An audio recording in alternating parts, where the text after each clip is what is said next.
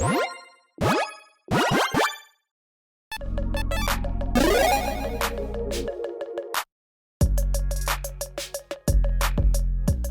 everyone, Mitch coming in from the Commander Score Studio. Welcome to the show. So on today's episode, I've got an exciting, overpowered budget deck tech for you.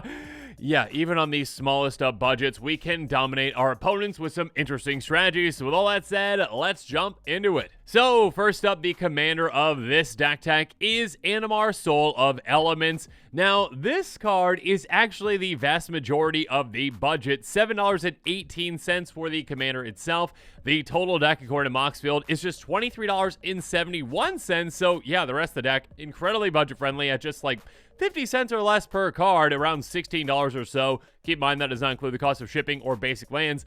That being said, you might already have those, and also, again, incredibly budget-friendly, and we can see exactly how powerful we can make this commander, even on this kind of a budget. A 1/1 elemental for 3 mana in Teamer, protection from white and black. Whenever you cast a creature spell, you get a counter on it. On top of that, of course, creature spells you cast cost 1 less cast for each counter on Animar. Now, this commander, of course, can be built in many different ways, of course, focusing on creatures, but we're going to put a little twist on that, which can make it even more impactful in many ways by maybe focusing on a certain type of creature that maybe we can cast for mostly free most of the time.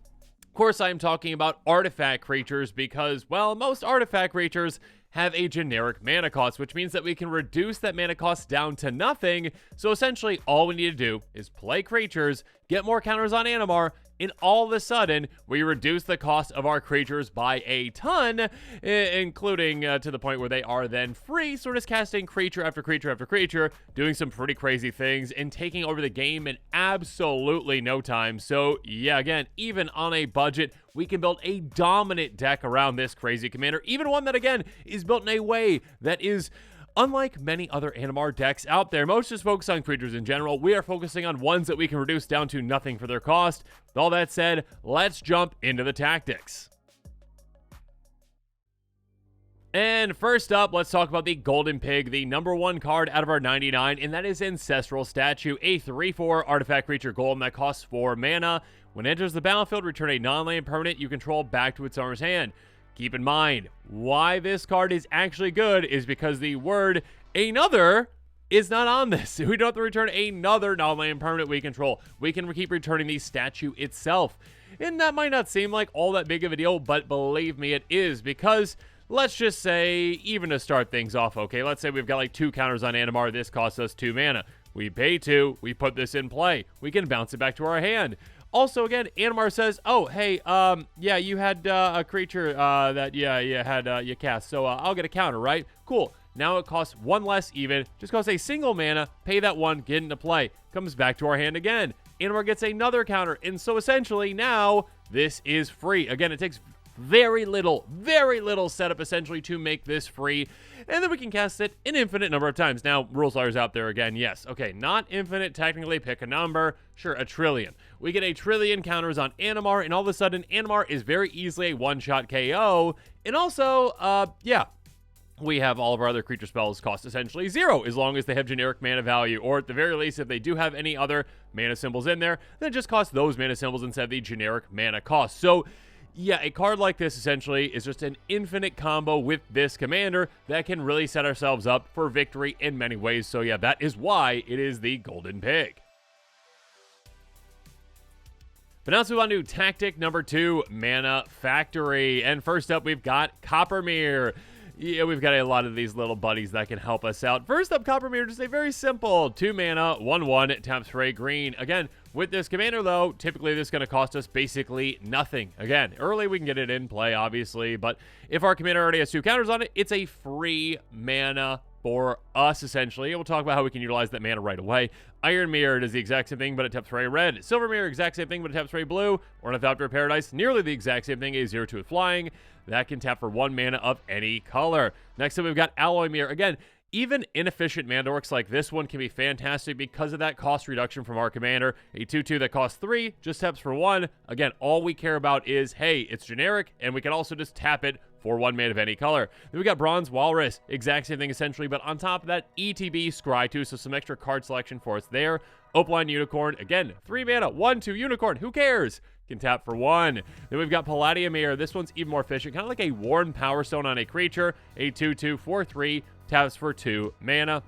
Scuttlemont, again, going back to, hey, just tapping for 1 mana. Also, we can make a creature become the color of our choice all turn, which you might not think actually matters all that much, but again, Animar does have protection from white and from black, so hey, we can actually get Animar through in some situations or protect from certain creatures. Solemn Simulacrum, sad robot, I'm very sorry, but you're going to ETB, you're going to go get us a basic land, put into play, tapped, and then also when you die, we draw a card, so some extra value from you there. Speaking of value though, at 6 mana, we got Cradle Clear Cutter, a 3/6 that can tap for 3 mana. I mean, mana based on its power, but yeah, basically, we're going to be probably getting this to play for free and tapping for 3 with it.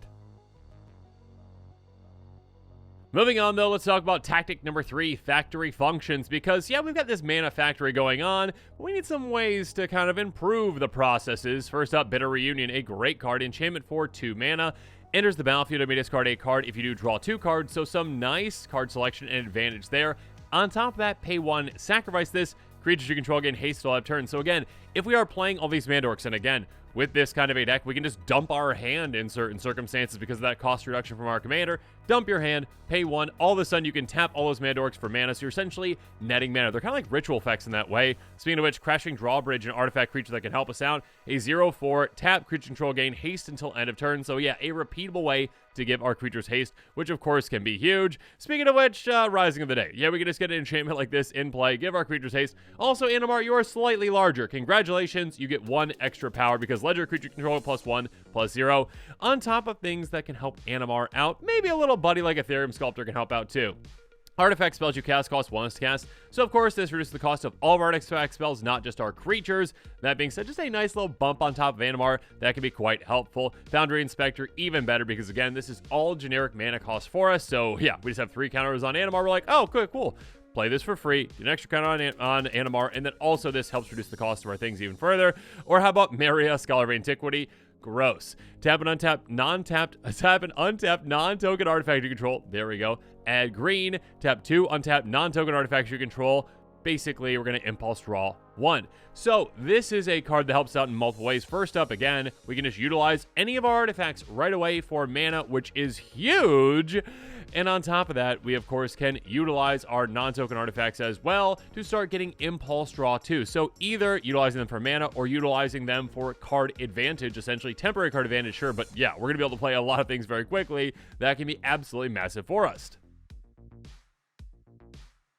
But now let's move on to tactic number 4, Mana Burst, because outside of artifact creatures, we also have some little helpers that can help us out as well that kind of act like artifact creatures, at least for this deck's purposes, because again, although these have a non-generic mana cost, 1 and a blue for Cloud of Fairies, so it's only going to cost us a blue most of the time, they do act like our artifact creatures in that they cost nothing. They cost nothing for us, and in fact, they usually are going to ritual effect for us and give us extra mana. Cloud of Fairies, for example, a 1/1 ETB untap 2 lands. So again, we reduce that generic mana thanks to Animar, and then also, hey, untap your lands. At least we're getting 1 extra mana. If we've got any of those, like, say, bounce lands in play, we get even more mana out of this. Speaking of even more mana, though, Priest of Erebras, ETB at red. We can reduce its cost down to just a single red mana. So this is basically kind of like a dark ritual, but in red. I'm sure there's actually a more apparent red spell that I'm missing right now, but most of them are like 2 when you get there. Regardless, being able to just play this and gain 2 mana, that can be absolutely massive. Coal Stoker, nearly the exact same thing for us, at least for this deck's purposes. ETBs we cast from our hand at red. Stadium Vendors, when this enters the battlefield, choose a player. They get 2 mana of any one color they choose. We're going to be choosing ourselves, and we are going to get whatever 2 mana we want. Peregrine Drake, of course, this is massive for this deck. 4 in a blue, but again, most of the time just going to be costing a blue for us. ETB, untap 5 lands, so it's a massive ritual effect for us. And again, even bigger if we have, say, those dual lands in play. Those bounce lands in play, not dual lands. We don't have the budget for dual lands. Next up, Prosperous Pirates, enters the battlefield, make 2 treasure tokens. So again, normally this would cost 5 and not at all be worth it, but again, thanks to this commander, it's like, hey, pay 1, make 2 treasures. Yes, sign me up for that. Speaking of which, Rapacious Dragon, basically the exact same thing. ETB, 2 treasures, and Realm, Scorcher Hellkite. First, we can bargain this by sacrificing artifact, enchantment, or a token. We have artifacts that we actually want to sacrifice, like a Solemn Simulacrum. Flying Haste enters the battlefield if it was bargained. 4 mana in any combination of colors, so again, It's going to cost us 2 most of the time. We get 4 mana back. That is absolutely huge. We can also use this as a removal spell as well. 1 damage to any target by paying 1 and a red 2. Moving on, though, tactic number 5, building value, because we've got artifacts that can help us build value as well, and non-artifacts too. We'll go through. Circuit Mender is a huge one. ETB, gain 2 life when it leaves the battlefield, not when it dies. Draw a card, and we'll talk about some ways to use and abuse this a lot, like Ancestral Statue. Next up, Clockwork Fox. When it leaves the battlefield, you draw 2 cards. Each opponent draws a card. Again, keep in mind, leaves the battlefield, not just dies. Emery, Lurker the Lock can help us when artifacts die, though. 1 less cast for each artifact you control. So yeah, this is like never gonna cost 2 mana for us. 2 in a blue. It should just cost a single 1. Enters the battlefield, mill 4. Tap, choose an artifact card in your graveyard, cast this turn. So basically, again, hey, tap, get an artifact from our graveyard, artifact creature, I should say, into play for free the vast majority of the time, thanks to our commander. Quicksmith Genius, whenever artifact enters the battlefield under our control, we can discard if we do draw. So yeah, a great rummaging effect for us, a repeatable rummaging effect. Scrap Trawler, whenever another artifact you control is put in the graveyard, bring back something that is slightly smaller back to our hand. So yeah, this can be absolutely huge for us. Then we've got Sky Scanner, ETB, draw a card. Very simple, very effective. Again, most of the time free for us. Transplant Theorist. Whenever another artifact enters the battlefield under our control, we can draw a card. If we do, discard a card. So again, every single time our artifacts come into play, extra value for us. Then there's Future Sight. This one, obviously, not an artifact. It's an enchantment. 2 blue, blue, blue, 5 mana, but well worth that cost.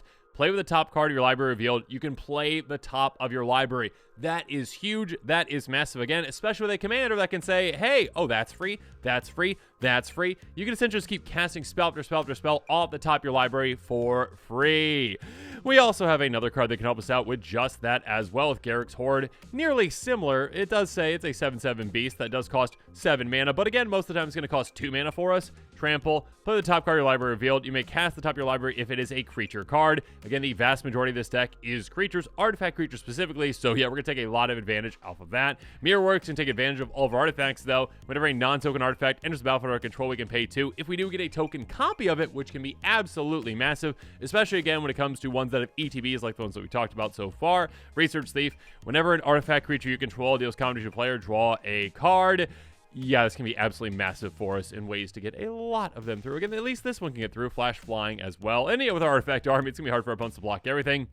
Primordial Sage, whenever you're casting a creature spell, you may draw a card. Yet another non-artifact that we're including in this deck just because of the amount of value that it can give us. Ruin Grinder is an artifact, though. 7/4 Menace. When it dies, each player may discard their hand and draw 7. Or we can Mountain Cycling away if we absolutely need to. Shimmer Dragon, though, is huge. As long as you control 4 more artifacts, it's going to have hexproof, so this can be really hard to deal with. More importantly, though, tap 2 untapped artifacts you control, draw a card. My goodness, the potential for that is just absurd, especially when we get to our next tactic to talk about how we can really use and abuse this. Sandstone Oracle, though, a great one too. ETB, choose an opponent. If they've got more cards in hand than us, we draw cards equal the difference.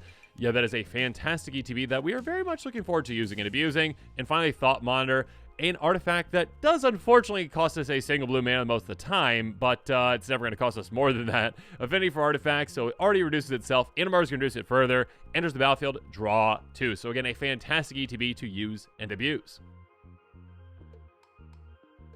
Moving on to tactic number 6, Value Town, because we are not done with value just yet. Yeah, we've got a lot of ways to take advantage of a lot of fantastic artifacts like Scrap Yard Recombiner, Modular 2, tap, sacrifice an artifact, go get a construct, reveal, put in your hand, then shuffle. Again, there are certain artifacts in our deck that we actually want to sacrifice, but yeah, there's a lot of really good constructs that we actually want to go tutor for. Next up, Shimmer Mirror, a crazy good mirror for us.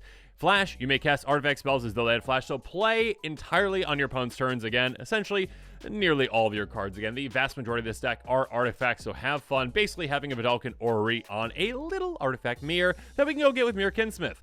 It has when it enters the battlefield to life for a mirror card, reveal, put in your hand, then shuffle. This can be absolutely huge again. Go get a huge card for us again, like Shimmer Mirror, and it's an ETB that we can use and abuse. Speaking of which, Maelstrom Colossus, Cascade. Overcast this spell, Cascade off the top of your library, cast something smaller for free, which basically everything in this deck is. This costs 8, but again, with our commander, it can cost 0 for us for a 7/7 with all that value. Speaking of value, Hulking Metamorph, a huge clone effect, a 7/7, 9 mana clone that, yeah, we could pay for, 2 blue instead for a 3/3 version, but again, with this commander, once we build up enough counters, yeah, we're getting that big version out. Essentially, yeah, copy an artifact or creature we control, except an artifact creature. And again, it has the power toughness of this. So yeah, basically copy whatever you need to copy. But now we're moving on to tactic number 7. Do that again, because here's the thing. What's better than getting our artifacts into play once while getting them play again and again and again? And we've got so many ways to use and abuse their effects, their ETBs, their tap abilities. Draftna, founder of Latinam, is a great way to do that. Pay 1 in a blue, tap, return target artifact. I said tap. You do not tap. Return target artifact control back to its owner's hand. The tapping comes in the next ability. Pay 3, tap, copy target artifact spell you control. There we go. So basically, a repeatable bounce effect for our artifacts. Again, just think about all those artifacts like a Sandstone Oracle, okay? Pay 2 mana, bounce it back to your hand. Again, your commander is going to have enough counters where that thing is free the vast majority of the time. Play it again for free. Draw even more cards after you just dumped your hand again. Keep doing that for, again, 2 mana. Basically, this is just, hey, use and abuse any ETB on any artifact creature you have. Oh, and by the way, when you replay that, I can copy it for just 3 mana. Next up, Hercule's Recall. How about we just bring them all back? Instant for 2 mana, return all artifacts target player owns back to their hand. So yeah, we can bounce our opponent's artifacts if we need to in a defensive mana, or just say, hey, you know what? Let's keep Animar in play. Let's bounce everything back, and let's just replay all of them for absurd amounts of value. Rebuild. How about we just bounce every artifact? Every artifact gets returned back to its owner's hand. You can also cycle away if you need to with Rebuild. That being said, again, for 3 mana, being able to just reset things for us and get all that value back again. Keep in mind all those cards essentially that say, hey, you know what? I'm coming into play. You can use my ETB right away. Or those mana dorks essentially, that if we have a haste enabler, we can just tap them right away for even more mana. We can actually generate mana out of something like this. Consuming Tide. Each player chooses a non-land permanent they control. Animar. Return all non-land permanents not chosen this way to owner's hands. Then you draw a card for each opponent has more cards in hand than you. Bounce everything back. Replay everything. What's not to love about that? Reduce to dreams. Bounce all artifacts and enchantments back to owner's hands for 5 mana as well. Temporal Fissure. Take advantage of all these spells that you're going to be casting with this fantastic card.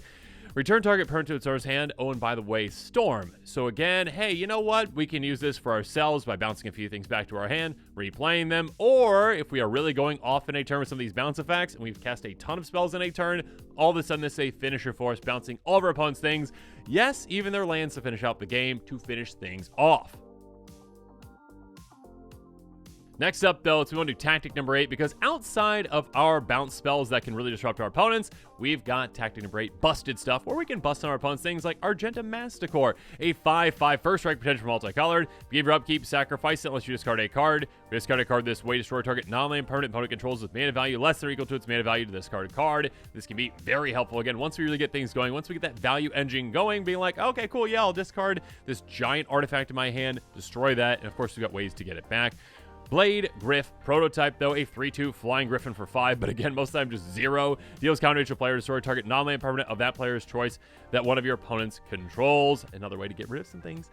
Duplicate, a great one. ETB, get rid of a creature permanently, exile it away. By the way, this has power to creature type of that creature that has been exiled with it. Another ETB that is very easy for us to use and abuse. Steel Hellkite, though, a 5/5 flyer that has fire breathing in a way. Pay 2, +1 with 0 until end of turn. Also pay X destroy non-land permanent mana value X controller dealt damage by this only once each turn activation. Finally, of course, Meteor Golem. Very simple, very effective. 3/3 for 7, but again with this commander, probably 0. Enters the battlefield, destroy target non-land permanent and opponent controls. Another great ETB to use and abuse.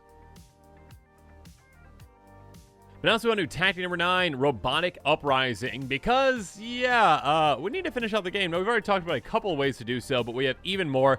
Impact Tremors, very simple, very effective, very budget-friendly now. Whenever a creature you control enters the battlefield, 1 damage to each opponent. So essentially, again, we've got all these artifact creatures coming into play, leaving, coming into play, leaving. Every single time they come into play, pings all of our opponents for 1, and that can add up a lot throughout the game. Ingenious Arterialist, yet another one. 3/1 Human Artificer for 3 mana. Whenever one or more artifacts enter the battlefield under control, deals that much damage to each opponent. That can be quite a bit throughout the game. Master Thopterist, yet another avenue to victory, though. Whenever you cast an artifact spell, you make a 1/1 Thopter. So essentially, every artifact comes with an artifact. What's not to love about that? And also, we can utilize those artifacts for card draw too. Sacrifice 2 artifacts for a 1 and a blue mana. Draw a card. See if we can really take advantage of them there. Fishing Construction, another way to make a massive army. Has an artifact spell, make a 1/1 Thopter with Flying Speed. We can flood the board in absolutely no time. And how about Warstorm Surge? Again, all these massive artifacts that we're playing essentially for free.